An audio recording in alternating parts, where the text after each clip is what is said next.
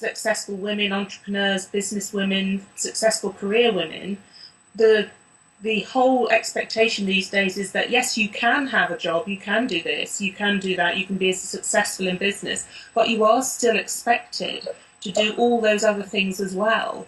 You're expected to look after the home still, Yes. and to be the what I call it is Wonder Woman syndrome. You're Yes. absolutely addicted to being all things to all men and all women.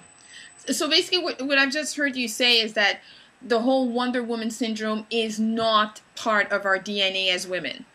No, not to be Wonder Woman. No, I mean it's our nature to nurture, but we were never expected to have done absolutely everything. I mean, and 60 years ago, just after the Second World War, women were far more emancipated, far more freedom and far more choice. But you were still never expected to do everything. And this is just seems to be such a recent kind of paradigm.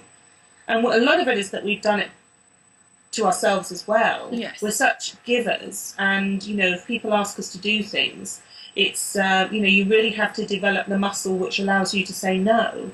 Women are just generous with their time and their resources. Now, is it perhaps are we doing so much or feel that we can do so much because really in reality women were usually very good at multitasking? So that's one of the differences between men and women. Is it one of the reasons why we're good at multitasking, so why not multitask? Mm. I think that's probably part of it as well. And we're very good at multitasking, and that's the trouble, isn't it? I think sometimes we can do it all. So because we do it, but just because we can doesn't mean we should. Very, very, very well said.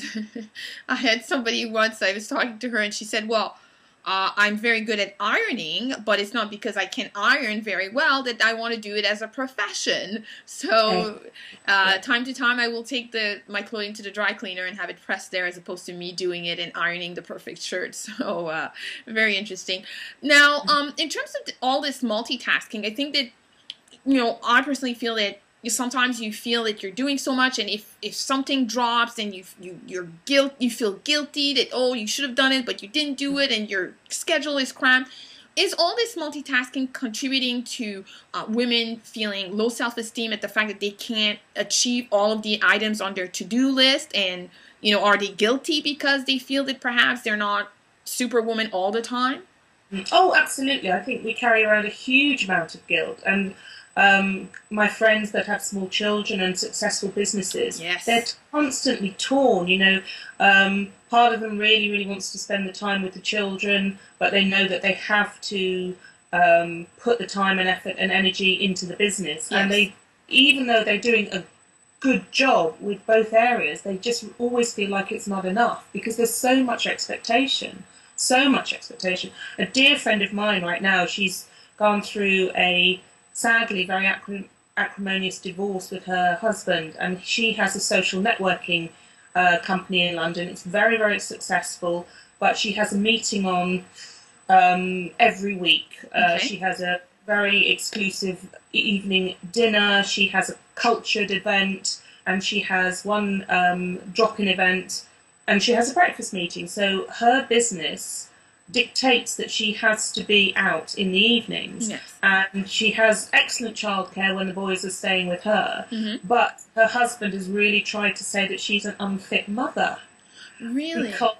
Yeah, and I mean, it's just so shocking that somebody Is it because he feels that she's not physically there? Yes, but if it was the other way around, and it was the husband that had to go out and work in the evening, nobody would bat an eyelid. But she is the one that's generating, pretty much the whole income.